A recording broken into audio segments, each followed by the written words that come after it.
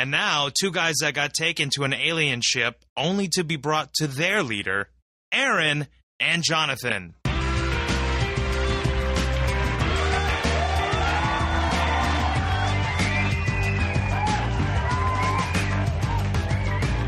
Howdy, and welcome to episode 89 of In the Rabbit Hole's Urban Survival Podcast. In this episode, we pick up with part 2 of our Halloween series, Surviving X. We're your hosts, Aaron.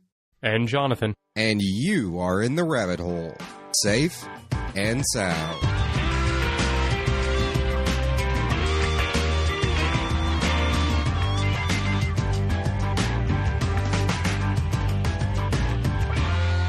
Whether you're already a crack shot or have never taken a bit of instruction in your life, we could all become better marksmen. Join the volunteers at Project Appleseed for a day or even a weekend of rifle instruction that is second to none. Find out where marksmanship meets history by connecting with the good folks at appleseedinfo.org or click on the 3 Strikes of the Match banner under the We Support heading in the right-hand column of In the Rabbit Hole. Remember, your rifle isn't going to shoot itself. To impress your friends, impress your neighbors the next time you're at the range. And don't miss out on the chance to shoot for free and earn your rifleman's patch today. Okay, so today is Surviving X Part 2. And we have Ron Davis joining us once again, and Jonathan is, of course, on the line. By the way, happy birthday, Jonathan. Thank you very much. Hopefully the brain-eating, washing bugs or whatever it is we're doing today do not attack you on your own birthday. I'm hoping. But then again, if they do, I'm not sure I'd know. That's true. The rest of us would. But I promise that we will not put you down. We will look for a cure. Thanks, Ron. Thanks. What you got to do, man. That's part of the deal. You don't want to be a mindless, brain-controlled zombie anyway, do you? Not for long. I mean, maybe for a little while. I actually have a tag I bought at a science fiction convention. This lady made zombie tags, and on the back of it, it tells what you want to do if you be turned into a zombie. That's awesome. Mine says "keep for pet." That's awesome. I'm gonna have to get one of those. Okay, so today's theme is, as we alluded to earlier, surviving some sort of brainwashing alien bug invasion. And that is the setup. And yes, it is goofy as hell because it's October. And so where do we begin, guys? How are we going to start with this? I guess first, how do we identify the enemy? Well, it kind of depends. I mean, and you know, the classic movie for this is Invasion of the Body Snatchers. Mm-hmm. Right, where people are just getting replaced for a while, nobody notices, and then people start thinking their neighbors are acting weird, and then the neighbors stop even trying to hide it. You know, they're just trying to incorporate everybody. And there's a number of movies and books that have done that particular theme. One thing I immediately thought would be relevant is if your neighbors are all being changed into alien-controlled whatevers, would you know? Would you notice? Do you know your neighbors enough to know when they change? That's a good question. I'm not sure most of us do. No, I think most people wouldn't. I think, I've made a concerted effort to try to get to know most of my neighbors, although all of a sudden all my neighbors moved out at once, so maybe I should be concerned that they've been taken over by alien brain bugs. But yeah, I think that's a problem for most people. I think we get so busy in our daily lives that we come home and it's just like, oh, I just want to go into my cave. And get away from the world and go from there. But I guess that is, that's an important thing. How else can you know if your neighbors have been turned into mindless, brainwashed alien bugs if you aren't talking to them and interacting with them? Well, I know I maintain contact with my neighbors just so that if I do become a brainwashed alien bug-controlled body, they'll know it. And as Ron mentioned earlier, I can get put down quickly. Yeah, because it kind of depends on how subtle they are. If they're not very subtle, and they start inviting you to dinner and you've never met them, you'll kind of figure out that you're on the menu. But if they aren't, and be sucked into it, and then they'll go, "Hey, I want to show you my new thing in the basement," and it turns out it's your pod. They're just getting you down there so they can kill you off and replace you with the pod person. So that's a good point, though. If your neighbors all of a sudden have giant pods growing in their basement, you probably should be a little concerned. And, if they suddenly invite you to go look at stuff in their basement, be ready. Be ready. I think that's true regardless of the time. I mean, just alone, especially, too. Right. It's got to be alone. And don't walk down the stairs first, I think, is a key lesson there. Mm-hmm. Yeah. Some basic situational awareness and preparation for violent assault. Yeah, that begs the other question of self-protection. Aside from wearing the maybe tinfoil earmuffs and other assorted headgear, protect yourself from the alien brain bug brainwashing. How do we protect ourselves against an alien force that's so subtle? First of all, I'd like to point out that my earmuffs are stainless steel. They're brushed, and they're for fashion purposes. That's cool. I wanted that kind of set, man. Designed to be applied to everything, including tinfoil hats and earmuffs. Of course. But your point is valid. Situational awareness and understanding what's going on around you and maintaining some sense of personal security, whether it be a handgun or pepper spray or something like that. I mean, I hear that alien brain bugs really don't like pepper spray. Yeah. I mentioned Animorphs earlier, and their weakness was Oat Meal. It is kind of bland. Yeah, if somebody was taken over by them and ate oatmeal, that would make the bug come out. So if you want to, carry some oatmeal just for those occasions, that might be a good prep.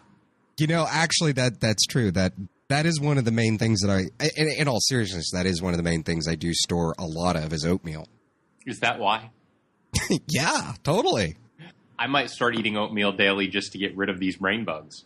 Yeah. Say. You probably should, sure Jonathan. That, you're not getting in there.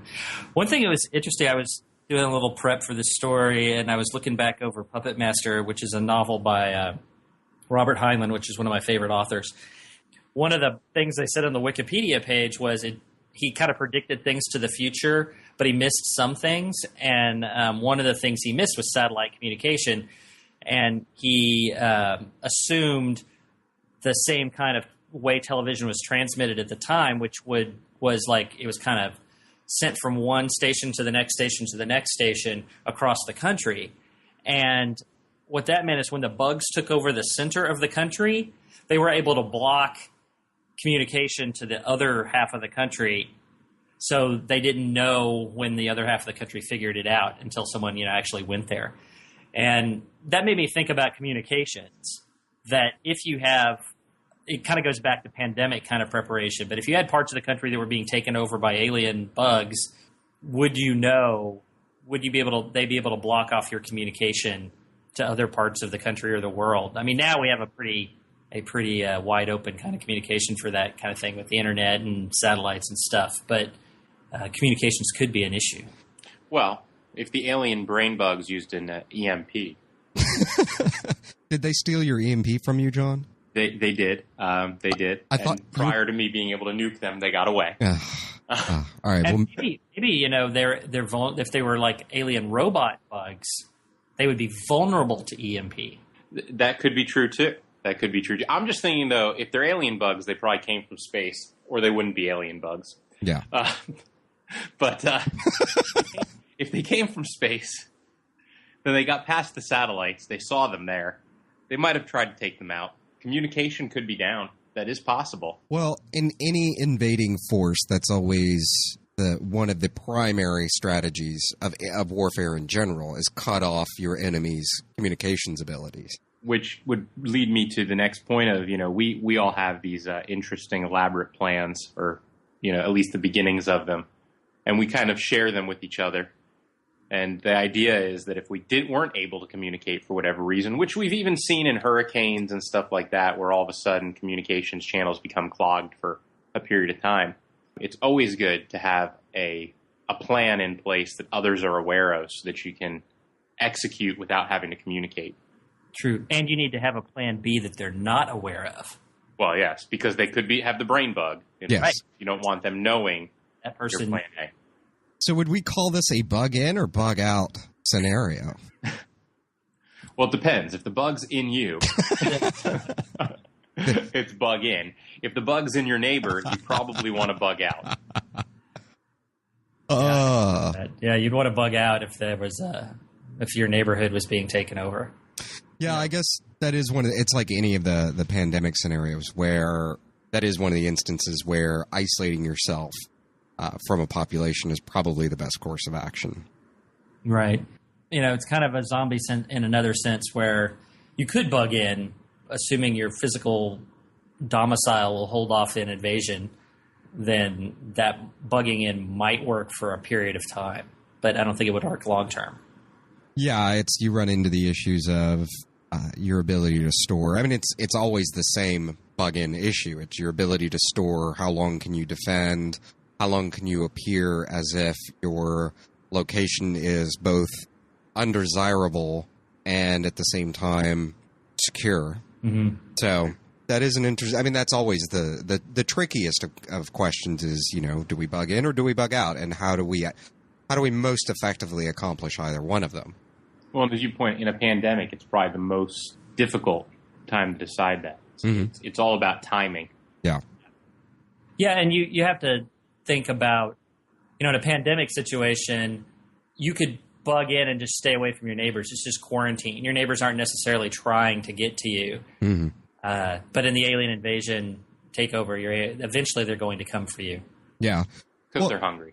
Yeah. It also depends on what kind of, and I guess in more to what you were just talking about, Ron, what we can go into kind of a plague scenario, because as they found in the plagues, it was the rats and it was the fleas on the rats, if I remember correctly, if I'm remembering the correct situation where that took place. You're talking like the European plagues, not like the influenza plagues of the early 1900s. Correct. Not influenza, the bacterial transmission from fleas. Yeah. That were riding on rats. And I think that is more close to the alien brain bug thing, because in that sense, not that the fleas were doing it in an intelligent manner, but they were still trying to get in, and they're still trying to feed on people and ultimately giving them some kind of illness.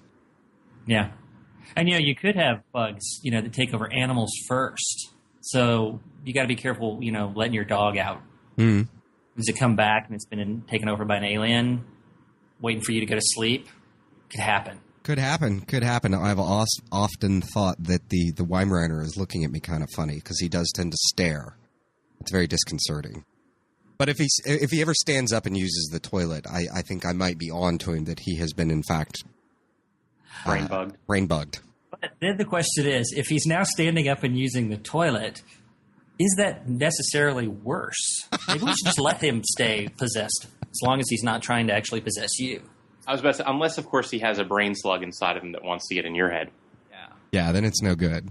Unless it's Jen's head, then that's okay. Yeah, then we go with the Stepford Wives kind of replacement pop philosophy. Exactly, which I guess we were trying to figure out before the show, or trying to remember what was the deal with the Stepford Wives? Were they brainwashed or were they robots? Right, and then the question is, how bad is it really? Yeah. I did do a quick search of the Stepford Wives, and they were apparently replaced. Their husband had them replaced with Playboy Bunny-like people. I don't see the problem with that. Yeah, I'm not sure that's an issue. No. Yeah. Interesting. Oh, you guys are going to get email. Oh, I'm sure. From both of them who listen to the show. Send us emails. Okay, so we have these brain bugs, and did we bug out or did we bug in? Well, I think we decided that if your neighbors have bugs in, then you should bug out. Good call. And if you've made that assumption early enough, and that the brain bugs haven't set up roadblocks with the military and such, and you're not having to, escape and evade through the urban environment out to the woods. Now, there is a caveat. If you have a basement, let's say, where you can remain quiet and all your food stores, and you can last there a long time, and you can hold off a small invasion of brain bugs, well, then maybe that's where you should stay. Maybe. And I guess it depends on, at this point, you have to figure out, like anything, how long is this issue going to last? I mean, is somebody going to come out with an Oat Meal gun that we can, save our neighbors with and kill the brain bugs with? At what point is it time to fight back against the brain bugs? Yes. Right, you can't just let it go. I mean, if you got brain bugs, you can't just let an invasion go and say, "Oh, get better." No. They don't get better. There's a point where you have to decide to fight. You may need to join the brain bug resistance. I think that is often referred to as the In the Rabbit Hole roving horde. Yes. Which, by the way, I love the stickers. I've got them on everything now. Awesome. Yeah, I think the new shipment of stickers is due in tomorrow, and we'll start mailing them out to everybody. We've actually had a whole bunch of more people ordering them, so we'll start mailing them out again on Monday. Lots of fun. And Ron, you need to email me because I don't actually have your new address in Abilene, so you need to email that to me so I can send you a sticker. Okay, I will. And also so I can send you guys patches when they come in. Hopefully the patches will be here in a week or two. And that, I think, is an important topic too of how do you identify friendlies in a survival situation. Well, because we know that nobody who is part of In the Rabbit Hole roving horde is going to get infected by a brain bug because we are all way too prepared for that. Exactly. And hopefully everybody's eating their oatmeal. Daily. Keeps your cholesterol down, right? Yeah. Actually, I really do love oatmeal, so, to me... Cholesterol and bugs. Okay, so we now have our defensive weapon, which is apparently an oatmeal gun. Is that an oatmeal cookie gun, or is it shooting them the sloshy oatmeal? What do you think the most effective oatmeal delivery system is? I loaded my 12 gauge with oatmeal shells just for that case. It may be time to buy one of those goo guns. The ones that they've developed for crowd control, and just replace the goo with oatmeal.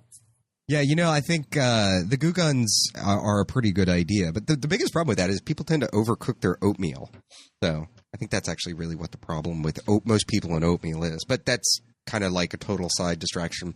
Okay, so let's go back to communication for a second. I think, what are our communication methods available that perhaps some sort of invading force wouldn't necessarily hamper with? Would it be the less technical side of communication methods or the more technical side of communication method? I would say, you probably want to rely on the less technical and the less used. So, for instance, shortwave communication is probably a good way to deal with things, the whole ham radio thing, versus trying to use a cell phone like everybody else. Yeah. And, like you were kind of mentioning aliens came in, went by the satellites if they're coming from outer space. And as we all learned from Independence Day, if they leave the satellites working, the only reason is so they can transmit their countdown. Exactly. And, unless you have a hacking MacBook that you're prepared to take that down with, you probably want to go low tech instead of high. That was a really impressive use of a very old MacBook. But at the time, it wasn't a very old MacBook. No. At the time, it was like these days you'd use an iPhone. Yeah, exactly. I think, or maybe an iPad Mini, since that's about to come out. Yep. Yeah, but I think that may have even been like the Batman issue Mac laptop or whatever. But yeah, funny stuff. Okay, so food storage, I guess, we can't live on oatmeal alone. So we go back to the same issues of storing food, storing water, and the availability to transport that. I mean, we're going to, if we do get into a bug out situation, we're going to need large enough space and have practiced to some degree, some kind of drill of bugging out. You do need to know where you're going. Know where you're going. I have 3 methods of 3 routes in case things get blocked off. And I've thought about that a bit. I think the real idea there is to have 2 conventional routes and then 1 seemingly unconventional route. Because whenever we deal with hurricanes and stuff, it's everybody's always using the same congested lanes as opposed to going against traffic for a ways enough to get out of the heavily populated area and then take the route out. Right, and we all know that's exactly where the brain bugs are going to be. I think they might be. They do. Are we talking about that they'll be in Austin? Because that's usually they'll be on the route to Austin. Oh, okay, all right. I think you're really just thinking of the small town cops that tend to do nothing but write tickets all day long on the way to Austin. That's true, but when the brain bugs get those guys, they'll be hungry really fast. All kidding aside, actually, some of those guys are really cool. But yeah, yes, You hit some of those towns, and it's just like, really? Did you need to be? I mean, did you need to be a jerk about it? You could have just said, "Hey, you're speeding. Here's a ticket." But anyway, yeah, okay. So we've got. So we're going to go with shortwave radio communications, 3 forms of egress, and with one of them being a less than conventional method or route of egress to avoid the long lines on the freeway and other traffic routes. You know, this could also be going back to the last episode where we counted out the gyrocopter. This might be an instance where counting in the gyrocopter is a pretty good idea. I think so. I think putting the gyrocopter in is a good idea. And, you know, I wouldn't discount the boat from last time either. Yeah, going to a small, uninhabited or lightly populated island might still be, you know, pull an anchor and raising the roving horde armada is still certainly a possibility. But, you know, and I think in these instances, like in most, other than that where it's an entire country collapsing, in this instance it's probably more you just need to get yourself maybe a couple 100 miles away to a more secluded, isolated area. I mean, unless you're in one of the more smaller states where the distance isn't quite as great, whereas Texas, and it takes like an entire day to get across Texas. So, you know, a gyrocopter with a 250 to 300 mile range might be the way to go. The only problem with the gyrocopters from the times I've looked at them were you're very limited in the amount of stuff you can take with you. Mm. I don't know. What are your thoughts on that? So I think, you know, it goes back to the whole idea that you've got to be able to take some level of food store with you. In addition, I think going back to, and not, obviously this is all kind of fun and games, but the whole idea of banding together and the roving horde and armada, if you will, the rabbit hole armada, to me still makes sense. I mean, I think you still want to band together, use the concepts of community, and get as many people as you can working together. It may not be a full-on armada. I mean, you know, that would disappoint me a little bit if we couldn't pull together an armada. At least the bar ship. We need a fleet of gyrocopters. Okay, then the Flight of Valkyrie totally applies. Exactly. Well, I'm good with that. That's cool. We can do that then. You need to, you know, just use the gyrocopters for air cover for your convoy. That also works. That's true. That's true. I guess you could have one person driving and one person shooting, since I don't think they make any gyrocopters with built-in weaponry. James Bond had one. Just because it doesn't have built-in weaponry doesn't mean you can't strap it on later. That's true. And one guy with a rifle and one guy with flying. You know what I just thought of? Since going back to the Oat Meal thing, they could do Oat Meal water balloons from the gyrocopters. This is true. I mean, the thing about bugging out, you do need to know where you're going. You know, are you bugging out because the place you're at's a mess right now, but it'll get better and you'll be able to come back? Are you bugging out because it's been taken over by the pod people and you're never going back? And so, you know, do you have another place to go and live or whatever? And on having stores and trying to transport them with you, if you have a bug out location to go to, you could store food there. But most of us aren't going to have that kind of possibility. Right. Well, I think that's a good point. It's that whole planning. I mean, having an escape route or a series of escape routes planned is pretty critical. Yeah. It's a bug invasion or something else. And I think in this instance, the question of, you know, Ron raised a very good question. And that's always a question with any of these things is, you know, is this a situation where I'm going to be coming back? Or is this this is it, we got to get out of here? I mean, much to the same as the last scenario we did, you know, is this one where it's like we're not coming back? We're leaving everything behind. And that's a tough decision to make. Right. Yeah. Yeah, one of the books that I used as a source on this to come back to is The Puppet Masters. And one thing that happened in that was they went from what they called the masquerade, where they tried to keep a secret that they were taking over everybody, to saying we don't care, you know, at least in part of the country. And when that happened, the other parts, the uninfected parts, they got, you know, organized and tried to find and remove the people who had been taken over, which – and to the extent that they had vigilantes who were looking. In this case, the bugs were actually like these big slug-looking things that stuck on your back, and then like had a little pod that went into your head, and controlled your brain.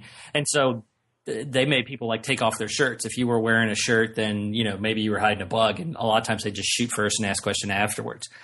So there is an aspect of when do you decide, oh, I'm not bugging out, I'm staying in, and I'm forming, a group of people, to do something about the situation as opposed to just trying to run away from it. Yeah. Do you run away and form a community or isolate yourself, or do you bug in and try to form a community and become the solution?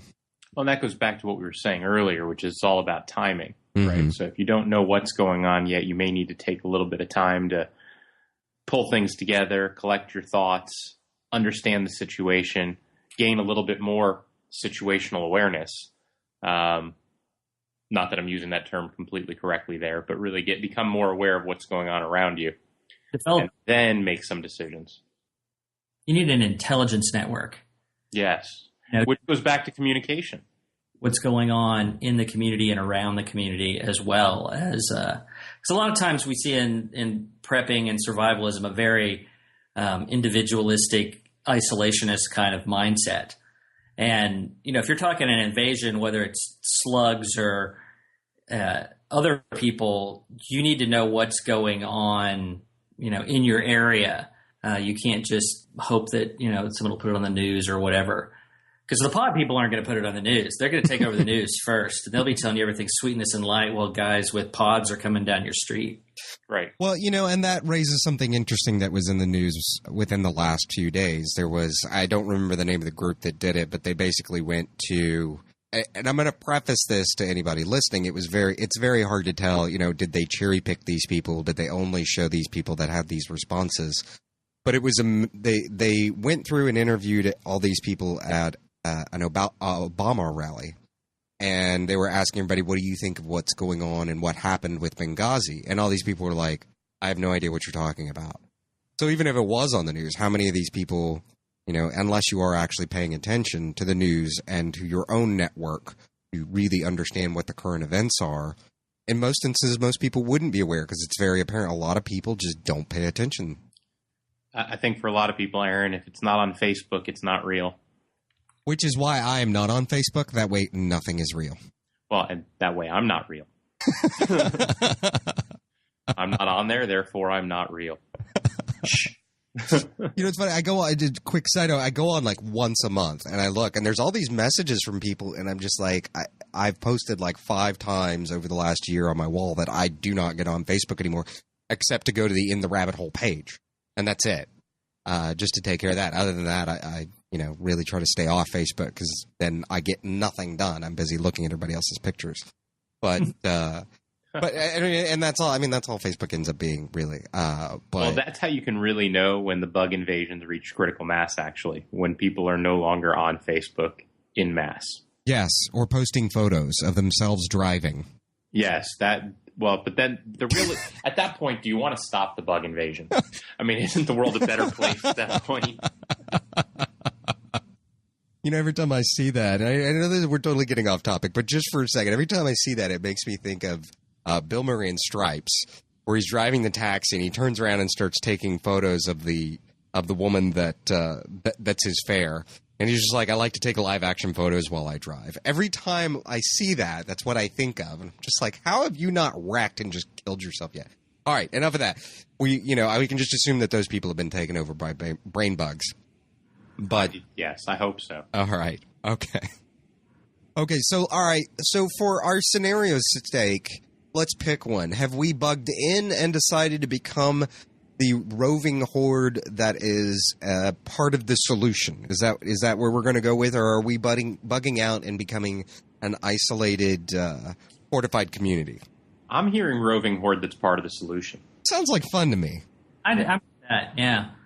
Fully armed with gooey oatmeal guns. Oatmeal guns. Yes, and when that doesn't work, of course, you might need to use a 12 gauge. True. I'm just saying. True. Or a nuke. Are we ready for the nuke yet? I hope so. All right, you know what? Use the nuke. I've got that thing in my basement. It's just ready to go. Yeah, because the EMP might not work well on brain bugs. It may just be completely ineffective. It depends. How did the brain bugs get here? Did Yes. they use ships? Because I can use the EMP on their ships. That's true. And That's it true. is sitting right next to my nuke. I mean, Well, yeah, I mean, that's where you store an EMP, right? Well, they're both very large. So Yeah. they've got to be in about the same, they both take up a lot of space in the basement. Yes. So, All right, Rob. So, Rob, what was the next part of this the scenario here? Fighting them. What is the next part? What do we do next? well, I think the question is, are we prepared to fight them? So, do we have all the provisions we need in order to do that? Are we prepared enough to communicate? So, again, do we have some people who are trained in ham radio? Do we have some people who are trained, again, going back to you may have the guns, but are we trained to use them? And do we know enough about the enemy to actively engage them? I'm just shooting everything I see. I don't know what you're talking about. Remind me to stand behind you. Yeah, well, you definitely stand behind me when I'm doing that. Stand back and let him handle it.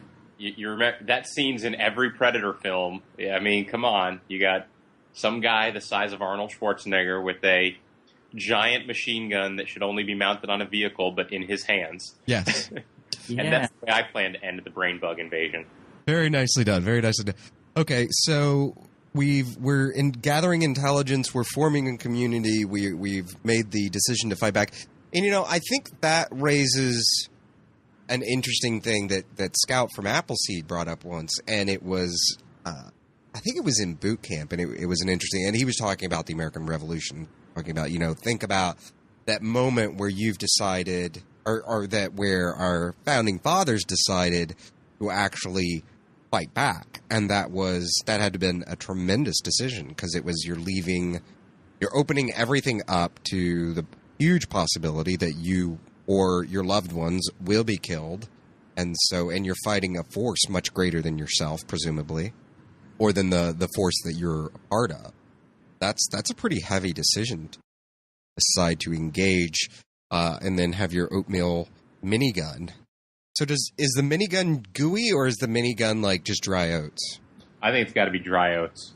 308 caliber dry oats. Wow. That may actually be the strangest thing we've said yet. It's a very large oat. 160 grain. Oh, wow. This episode's becoming bizarre. No, but in all seriousness, when you plan that out, just thinking in terms of, the decision is tough. But one thing we brought up early on, and I don't even remember what show it was, but when we talked about survival chi and community, it was when you plan out the community, you want different skill sets within that community. You want people trained on different things. So, for instance, we definitely need Ron, because as the brain bugs shoot back, you need a medic. I mean, I definitely see the need for a medic here. We're going to need people who can cook, because you need people feeding the front line. Jason, of course, our redneck resource, is multi-talented in this case, because he can cook and he can hold the minigun. At the same time, probably. I hope so, because, you got to fend off the brain bug and make a hell of an oatmeal. Yeah, but he'll try to make an oatmeal gumbo. It'll just be weird. Probably. Yeah, and you always have to have that medical guy who's going to find the solution, to removing the bug with a hemostat in your ear or something. Mm-hmm. Right. So we're going to need you working on that. I mean, that's going to be right from the start. And of course, you need the one guy, and because we're talking about brain bugs, maybe not in real life, but in a brain bug scenario, you need the one guy that you can sacrifice for the cause. Much like in every Star Trek episode, there's that new guy you've never seen before who dies. Uh-huh. Red shirt. Yes, we need that guy. Just one of them, maybe two. You send out to get infected and come back so that you can cut him up and find out how it works. Right, because Ron's going to need somebody to experiment on. Right. Yes. So we're prepared now. I think we might be. I think we might be ready. We are prepared to fight. But and I think that there's something in there that you did raise, because that was one of the conversations that was going on in the forum recently, as far as what skills would you want. But I think in some cases we do overemphasize the need rather for a community where everyone really does have skills. Because then you run into the issue of who does who does the grunt work in that situation? And that is something that always ends up happening. I mean, somebody has to do there has to be the person that peels the potatoes, Well, and to some extent, that's a skill in and of itself. And so when I do hiring, for instance, I'm just going to use the corporate world as the example, right? You hire managers, you hire senior management, executive level people, you hire finance people, but you also hire operational staff and administrative staff. And those are more, and this is not putting them down in any way, but these are people who have more generalist skill sets, right? You want people who can get things done when you say, hey, here's the big picture. Or when Ron says, bring me back somebody with the slug in their ear, you need somebody who can go out there and bring them back and follow instructions well and be able to execute on a plan. And to some extent, that is a skill. So I think it's still going for a broad base of skills. It's just defining what those are in a better way. Mm-hmm. And maybe it's not saying that everybody has to be a medical technician or a combat specialist or a cook, but there's also generalists that you need to have. I would completely agree with it. And the point, as I was just trying to raise up, is that those people are necessary too. Because I think the survival conversations about a survival community often become too centered around bullets and Band-Aids. Oh, yeah, definitely. And not that those aren't really, I mean, trust me, we think those are very important pieces to any kind of preparations. But there does also have to be other skills available. I mean, you really do need somebody that can cook or that is willing to cook or, and somebody to do laundry. Maybe you just do your own laundry. I don't know. But in a large enough community, I mean, I guess it depends. But that brought, it's just that conversation that always ends up happening of what do you do with the stragglers that show up and everything else. And it's like, well, do you have the food and do you have the need for additional labor in a more general sense, like what you were talking about? Right. And I think that's critical. But it goes to proper planning of a community. And in a community, you have all kinds, right? I mean, you're going to have people who are good at planning. You're going to have people who are good at execution of plans and management. You're going to have people that are good at making things happen and whatever those things might be. And then you'll have specialists and you'll have the medics. You'll have or as you put it, the Band-Aid folks. And I think when you start looking at a scenario like this, which is a much bigger scenario, the brain bug invasion is pretty nasty. You need to create a pretty cohesive, large community that can get all the different levels done, all the way up from trash collection and taking and cleaning things up to cooking, to planning, to the equivalent of management. I think that is a very good point, a very valid point, and often overlooked in people's preps. But, and I think it's, as far as planning goes, it is something that perhaps it's a core group of people are the ones that we are typically referring to in most survival conversations about community.